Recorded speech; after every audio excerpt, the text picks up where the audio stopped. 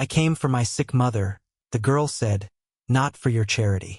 Elias Cole stood in the doorway of the biggest house in Larkspur County, a lantern trembling in the girl's hand throwing long shadows across his porch boards. And he did not know yet that those 7 words would undo 11 years of silence he'd built around himself like a wall of river stone. She was maybe 17, wrapped in a shawl gone thin at the elbows, boots caked with the red mud of the low road. The road nobody took unless they had no choice, because it ran along the flooded creek bottom and added 2 miles to any journey. Her hair had come loose from its braid.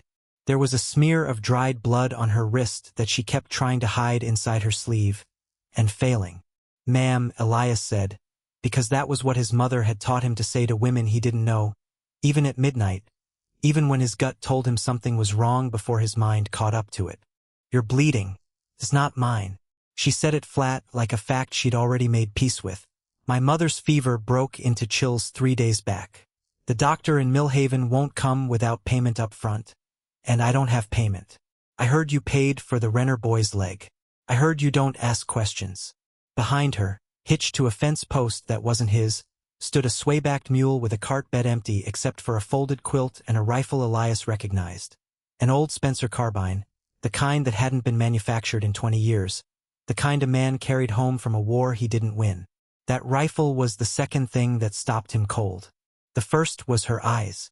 Gray-green, too old for her face, the kind of eyes that had already buried someone and learned the particular numbness that comes after. "What's your name?" he asked. "Josephine Vale." A pause, like she was deciding whether to give him more. "My mother is Ruth Vale. My father was Daniel Vale. He didn't come back from the war either, if that answers whatever question you're circling around asking." It did.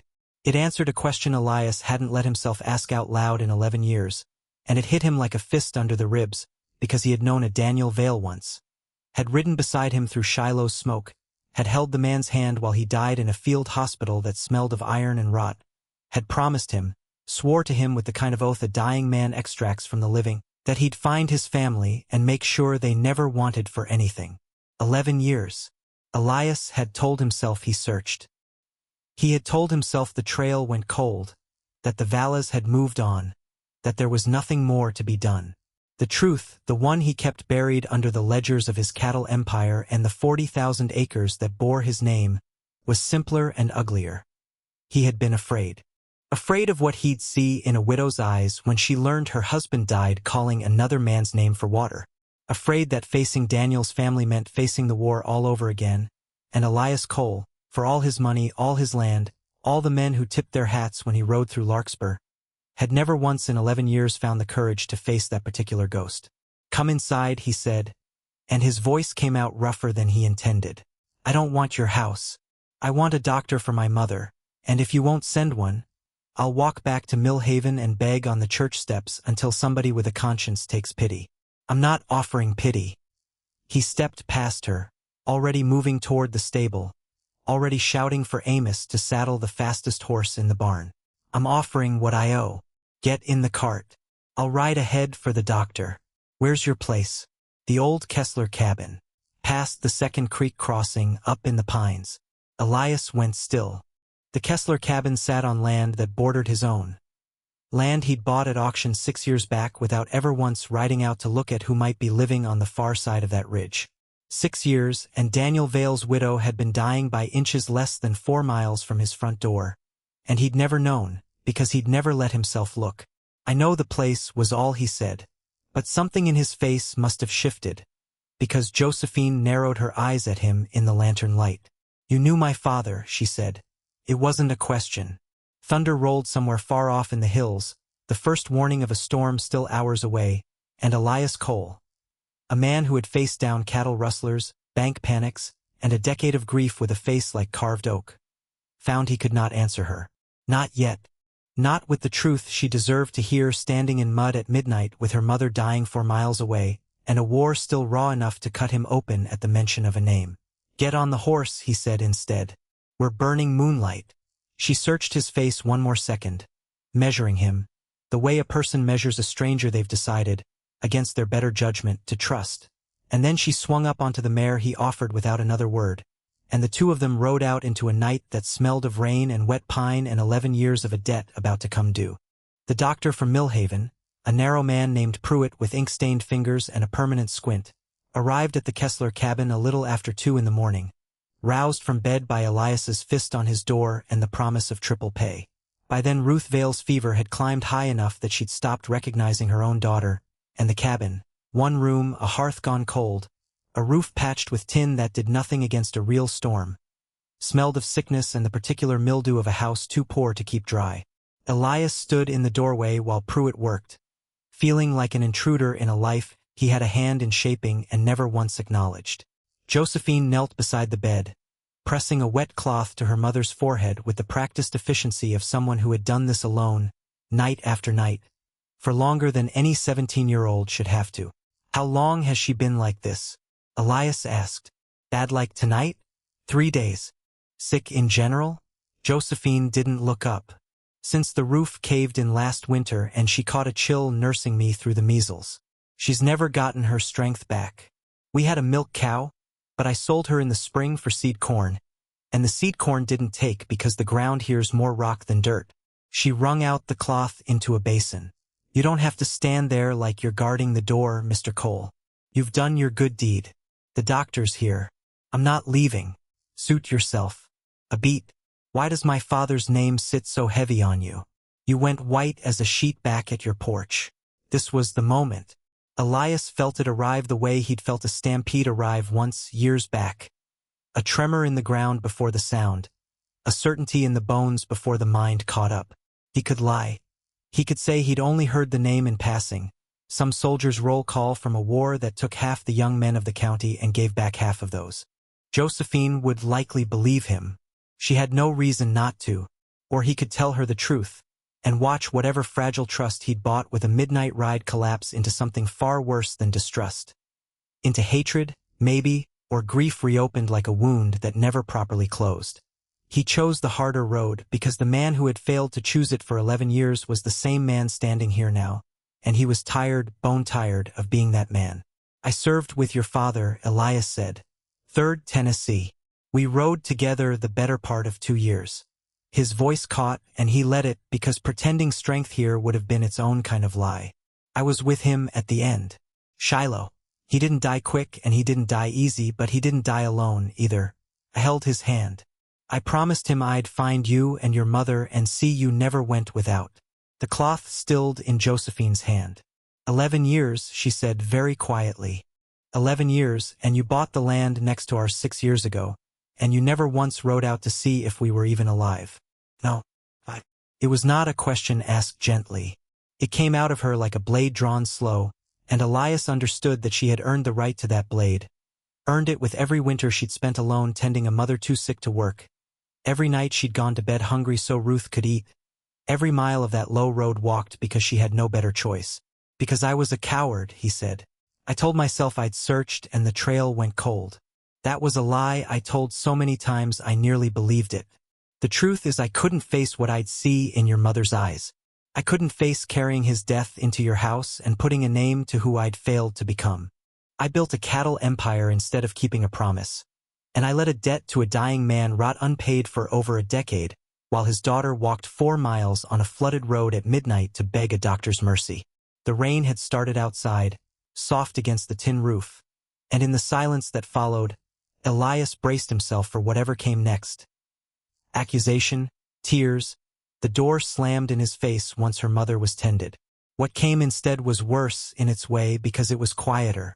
Josephine simply looked at him, gray-green eyes steady even with exhaustion carved into every line of her face, and said, "My mother used to say my father's ghost would come find us one day, in whatever shape it needed to. I didn't believe her. I think I do now." Pruitt straightened from the bed, wiping his hands on a rag. "Fever's dangerous, but she's strong enough to fight it if she's kept warm and fed and doesn't take another chill. She needs broth, blankets, and rest. Real rest, not worry-yourself-sick rest. This roof won't hold through the week if that storm turns." He glanced between Josephine and Elias, reading something in the air he chose not to comment on. "I'll leave what medicine I've got. The rest is nursing." Josephine's jaw tightened. Elias watched her weigh it. Pride against necessity. The desire to send him away against the plain fact that her mother would not survive another winter in a cabin with a caving roof. "I won't take charity," she said again, but it came out less certain this time. "Then don't," Elias said. "Call it payment on a debt 11 years overdue. Your mother comes to my house until she's strong and that roof is fixed proper. You can hate me the whole while if it suits you. I've earned worse." Thunder cracked directly overhead now, close enough to rattle the tin, and somewhere out past the second creek crossing, a rider Elias hadn't yet accounted for was picking his way through the storm toward the Kessler land. A man named Silas Renner, whose family owed the bank on Elias's land more than they could ever repay, and who had spent the last 3 weeks watching the Vale cabin with an interest that had nothing to do with charity at all. They moved Ruth Vale at first light, wrapped in every blanket the cart could hold, her breathing shallow but steadier than it had been at midnight. Josephine rode alongside on the mare, refusing to let the cart out of her sight, and Elias led them home along the high road this time. The dry road, the one that cost 2 fewer miles and a good deal less mud. They were less than a mile from the house when Silas Renner's men came out of the tree line. There were 4 of them, and Elias knew every face. Knew them as tenants on Renner land, men who worked cattle for wages that never quite covered what they owed the company store. He knew, too, in the same instant he saw them blocking the road, exactly what this was about. 6 months back, he'd foreclosed on the Renner spread after old man Renner gambled away 2 seasons' profit in Millhaven's back rooms. Silas Renner had sworn, in front of half the county, that Elias Cole would regret taking his family's land. Cole, the lead rider, said, a broad man named Tate with a scar through one eyebrow. "Mr. Renner wants a word. Renner can ride to my house like a civilized man instead of ambushing a sick woman's cart at dawn." Elias kept his voice level, but his hand had already drifted to the rifle across his saddle. "Move aside. Can't do that." Tate's eyes slid past Elias, to the cart, to Josephine sitting rigid on the mare with her hand tight on the reins. "Mr. Renner's got a particular interest in that cabin you just rode out from. Turns out the Kessler land, the Vale land now, I suppose, sits on a vein of copper the surveyors found back in the spring. Renner's been trying to buy the Vale widow out for months. She wouldn't sell. Guess he figured if the land came up abandoned instead, ownership'd revert to the county, and Renner's got friends on the county board." Josephine's face went white. "Abandoned?" she repeated. "You mean if my mother died?" Nobody answered her, which was answer enough. Elias felt something cold and clarifying settle over him. The same feeling he'd had in battle, the moment fear burned away and only the necessary thing remained. "You're telling me Renner's had men watching a dying woman's cabin, waiting on her to succumb, so he could steal copper out from under her daughter?" "I'm telling you Mr. Renner wants a word," Tate said again, "about you butting into business that ain't yours, and about the girl coming along quiet, so her mama don't get hurt in whatever happens next." The world narrowed to a single terrible clarity. For armed men, a cart carrying a woman too weak to run, a girl who would fight to the last breath before she let anyone touch her mother, and Elias understood in that instant that this was the moment, the one every choice before it had been building toward. He could hand over what they wanted and buy safety with someone else's cost, the way he'd bought his own safety for 11 years by looking away. Or he could stand. "Josephine," he said low, not taking his eyes off Tate, "when I move, get your mother's cart behind the rocks at the bend and don't stop for anything." "Elias!" Now, he didn't wait to see if she obeyed. He put his heels to his horse and rode straight at Tate's line, rifle already swinging up and the morning cracked open with gunfire. His first shot taking the rifle clean out of a rider's hands before the man could level it at the cart. His horse wheeling hard as a second rider closed from the flank. A bullet tore through his coat sleeve, close enough to burn. He felt it and kept moving because stopping now meant Josephine and Ruth Vale paid for 11 years of his cowardice with their lives, and he would not let that debt come due twice. Behind him he heard the cart wheels grinding against rock, heard Josephine's voice sharp with fury and fear, and then he heard something he hadn't expected, the flat crack of the old Spencer carbine, and a shout of pain that wasn't his. He risked a glance back. Josephine had the carbine braced against her shoulder, steady as any soldier, having pulled it from beneath the cart quilt where she must have hidden it the whole ride. One of Tate's men was down, clutching his leg, and the others had scattered wide, unsure now whether the girl behind the rocks was truly defenseless. "Get back!" Elias shouted at her. But there was something fierce and unbending in her face that told him she wasn't going anywhere. Not while her mother lay exposed in that cart. Tate wheeled his horse toward Elias again, murder plain on his face, and the two men collided in a tangle of horses and fists. Elias's rifle knocked loose in the scramble. He took a blow to the jaw that split his lip and sent stars across his vision. But he drove his elbow back hard enough to unseat Tate entirely, both men crashing to the road in the mud. It was Josephine's second shot, a warning round that tore bark off the tree above Tate's head, that finally broke the ambush. The two remaining riders, seeing their leader down and one man already bleeding in the dirt, wheeled their horses and fled back toward the tree line, shouting something about Renner needing to hear about this himself. Tate scrambled up, bloodied and furious, but alone now against a man twice his size and a girl with a steady aim. He made the only sensible choice left to him and ran for his horse. Elias stood in the sudden quiet of the road, chest heaving, blood dripping from his split lip into the mud, and looked over at Josephine, carbine still raised, hands trembling now that the danger had passed, eyes wide with the particular shock of having just protected her mother with her own two hands. "You're a fair shot," he managed. "My father taught me before he left," she said, voice unsteady. Said a girl on her own needed to know how. She lowered the rifle slowly. "You could have died just now, getting between them and us." "I made a promise 11 years ago," Elias said. "Bit late, but I mean to keep it now." From the cart, weak but unmistakable, came Ruth Vale's voice, hoarse with fever and confusion. "Daniel? Is that you, Daniel?" Josephine's breath caught. Elias felt the words land in his chest like a second bullet, and in the wreckage of that ambushed road, with blood on his sleeve and a debt finally beginning to be paid, he understood that the hardest part of this reckoning hadn't even started yet. Ruth Vale slept for 2 full days in the guest room of Elias's house, waking only for broth and water and the low murmur of her daughter's voice reading to her from an old Bible. On the 3rd evening, her fever finally broke for good, and she woke with clear eyes for the first time in longer than Josephine could remember. Elias found himself standing in her doorway that evening, the way he'd stood in the cabin doorway that first night, uncertain of his welcome, aware of every debt still unpaid. "So," Ruth said, her voice thin but steady, "you're the man my daughter tells me pulled us out of that storm." "I'm the man who should have come 11 years sooner, ma'am." Ruth studied him a long moment, and Elias saw Daniel in the set of her jaw, in the way she took her time before speaking, weighing words like they cost something. "Josephine told me what you said. About Shiloh. I understand if you can't forgive that kind of silence. I buried my husband's memory a long time ago, Mr. Cole, the same way I buried the hope that anyone would come tell me how he spent his last hour. You gave me that back. You rode into gunfire to protect my daughter."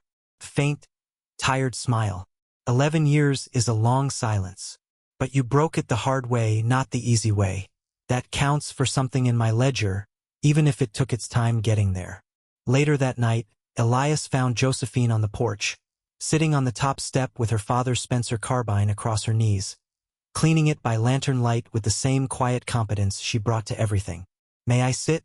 She shrugged, which he took as permission. He lowered himself onto the step beside her, close enough to see the careful, practiced way she worked oil into the rifle's mechanism. "He taught you well," Elias said. "He taught me what he could before the war took him.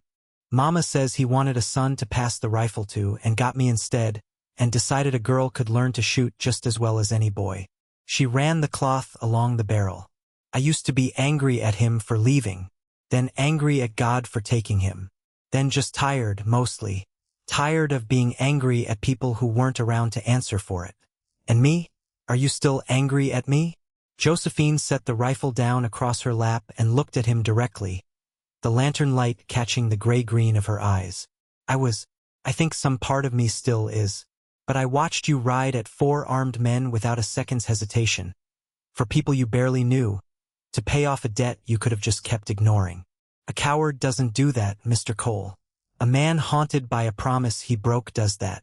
She reached into the collar of her dress and drew out a small object on a leather cord, a carved wooden token, weathered smooth by years of handling, shaped roughly like a horse. My father whittled this the week before he left for the war. Told my mother to give it to me when I was old enough to understand why he couldn't stay. I've worn it every day since she gave it to me. She held it out, not quite offering it, just showing him. He talked about you, you know. Mama told me. Said there was a man in his company kept the other spirits up, told bad jokes at the worst possible times, wrote letters home for boys who couldn't write themselves. She didn't know your name till you said it in our doorway. But I think some part of her already suspected who you were, the way you looked at that cabin like you already knew every board of it. Elias felt his throat tighten. Your father was the best man I served with. He talked about you and your mother every single night. Said if he made it home, he was going to teach you to ride better than any boy in the county. He looked out at the dark line of the hills, throat still tight. Scars mean it lived. That's something your father used to say, after a hard skirmish, when the men were shaken and needed something to hold on to. Scars mean it lived. I think about that a lot these days. I think about it too, Josephine said quietly. Every time I look at this cabin, at what's left of us, we're scarred all over. But we lived. They sat a while in silence, the kind that didn't need filling. The storm from days before long since blown out over the eastern ridge. Stars emerging clean and hard in a sky finally washed clear. Renner won't let this go, Elias said eventually. The danger's still real even in this quiet moment. Tate ran back to him with a bullet wound and a story about a girl who shoots straighter than his hired men. Renner wants that copper vein badly enough to send armed riders after a sick widow. He won't stop because one ambush failed. Then we don't wait for him to try again. Josephine's hand tightened around the carbine. You said you'd keep your promise to my father. I mean to keep mine too, the one I made to myself the night I decided nobody was ever going to take what little we have left without a fight. Together, then, Elias said, and it wasn't a question. Together, Josephine agreed, and for the first time since she'd stood in his doorway with blood on her wrist and defiance in her voice, something like the beginning of trust passed between them. Fragile still, new still, but real, forged the way real things always were, in fire and storm and the slow, hard work of showing up when it mattered. Silas Renner rode onto Elias Cole's land 3 days later with 8 men behind him and a lawyer's letter in his coat claiming prior mineral rights to the Vale property.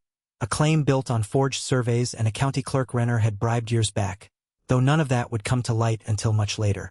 Elias met him in the yard, Josephine at his side with the Spencer carbine loaded and steady in her hands, and a dozen of Elias's own ranch hands positioned along the fence line with rifles they'd carried since before dawn. Once word of the ambush had spread through the bunkhouse and every man on the coal spread decided Renner's greed had gone one insult too far.